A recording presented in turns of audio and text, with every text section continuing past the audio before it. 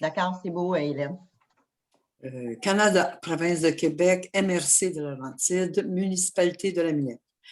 Le Conseil de la municipalité de la Minerve siège en séance extraordinaire ce jeudi, le 22 avril 2021, à 9 h, par visioconférence. Cette séance a été convoquée par le maire, M. Jean-Pierre Monette, pour être tenue à huis clos et où il sera pris en considération les sujets suivants. Le numéro 1, mesure spéciale pour la tenue de la séance du Conseil à huis clos. Constatation du quorum et ouverture de la séance extraordinaire du 22 avril 2021. 3. Adoption de l'ordre du jour. 4. Constatation de la régularité de la séance et validation de l'avis de convocation. 5. Embauche de M. Victor Marquis au poste de patrouilleur pour la saison 2021. 6. Embauche de M. Hugo Bouvrette au poste de patrouilleur pour la saison 2021. 7. Embauche de Mme Mélissa Rivard au poste d'inspectrice saisonnière. 8. Entériner l'embauche de Mme Audrey Dignard au poste de préposée aux travaux publics. 9. Autorisation de cautionnement Téléfibre La Minerve. 10. Autorisation de signature pour l'entente avec Benoît Séguin. 11. Mathieu. De Benoît. Les deux. Pourquoi Mathieu? Après, c'est autorisation de signature pour l'entente avec Mathieu Séguin. Il y en a 2. 12. Programme d'aide à la voirie locale. Volet redressement et accélération. Chemin des Grandes Côtes. 13. Octroi d'un contrat de pulvérisation pour le chemin du lac à la Truite. 14. Période de questions. Et 15. La levée de la séance. Le tout conformément aux dispositions du Code municipal de la province de Québec et à laquelle séances sont présentes. Mesdames les conseillères, moi-même, Hélène Cummings, Ève Darmanin et Lynn Manconi, et messieurs les conseillers Marc Perra, Michel Richard et Mike D. Goldman, formant quorum du Conseil de la municipalité de la Minerve et siégeant sous la présidence de M. le maire Jean-Pierre Monette. Assiste également à la séance, par voie de visioconférence, la directrice générale et secrétaire trésorière, Mme Suzanne Soriol, ainsi que le directeur général adjoint et secrétaire trésorier adjoint, M. Robert Charette. Bon. Numéro 1, mesures spéciales pour la tenue de la séance du Conseil à huis clos. Considérant le décret numéro 177-2020 du 13 mars 2020 qui a déclaré l'état d'urgence sanitaire sur tout le territoire québécois pour une période initiale de 10 jours. Considérant les décrets successifs qui ont prolongé cet état d'urgence pour des périodes additionnelles, soit ce jour jusqu'au 23 avril 2021. Considérant l'arrêt 2020-004 de la ministre de la Santé et des Services sociaux qui permet au Conseil de siéger à huis clos et qui autorise les membres à prendre part, délibérer et voter à une séance par tout moyen de communication. Considérant qu'il est dans l'intérêt public et pour protéger la santé de la population, des membres du Conseil et des officiers municipaux, que la présente séance soit tenue à huis clos et que les membres du Conseil et les officiers municipaux soient autorisés à y être présents et à prendre part, délibérer et voter à la séance par visioconférence. Par conséquent, je propose, Lynn Manconi, d'accepter que la présente séance soit tenue à huis clos et que les membres du Conseil et les officiers municipaux puissent y participer par visioconférence. Secondé par Ève Darmanin. Secondaire, Ève? OK. Numéro 2. Oui. Oh. Numéro 2, constatation du quorum et ouverture de la séance extraordinaire du 22 avril 2021. Le quorum étant constaté, il est 9h05, je propose, Lynn Manconi, que la séance extraordinaire du 22 avril 2021 soit ouverte. Je seconde Marc Perra. Marc. OK. Point numéro 3, adoption de l'ordre du jour. Je propose, Lynn Manconi, d'adopter l'ordre du jour de la séance extraordinaire du 22 avril 2021 tel que présenté aux membres du Conseil. Secondé par Mark D. Goldman. Marc. Point numéro 4, constatation de la régularité de la séance et validation de l'avis de convocation. Je propose, Lynn Manconi, que l'avis de convocation ait été fait conformément à l'article 156 du Code municipal de Québec. Secondaire. Je Secondé par seconde Marc Perra. Numéro 5. Embauche de M. Victor Marquis au poste de patrouilleur pour la saison 2021. Considérant les besoins en main-d'œuvre pour effectuer de la patrouille municipale, notamment sur les plans d'eau et au parc, espaces publics et autres pour la saison 2021, considérant les candidatures reçues pour ce poste et les recommandations du comité de sélection, en conséquence, je propose Ève Darmanin d'embaucher M. Victor Marquis au poste de patrouilleur municipal pour la saison 2021 au taux horaire de 17,98 $. Secondé par Michel Richard. 6. Oh, c'est beau. Va. 6. Embauche de M. Hugo Bouvrette au poste de patrouilleur pour la saison 2021. Considérant les besoins en main-d'œuvre pour effectuer de la patrouille municipale, notamment sur les plans d'eau et au parc, espaces publics et autres pour la saison 2021, considérant les candidatures reçues pour ce poste et les recommandations du comité de sélection, en conséquence, je propose, Ève Darmanin, d'embaucher M. Hugo Bouvrette au poste de patrouilleur municipal pour la saison 2021 au taux horaire de 17,98 $. Secondé par Lynn Manconi. Lynn, pas d'objection. Merci.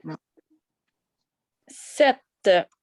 Embauche de Mme Mélissa Rivard au poste d'inspectrice saisonnière.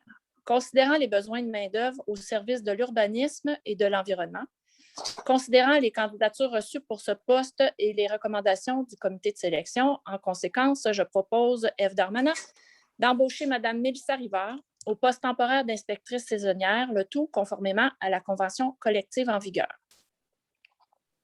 Secondaire. Michel Second. Richard, seconde. Numéro 8. Entériner l'embauche de Mme Audrey Dignard au poste de préposée aux travaux publics.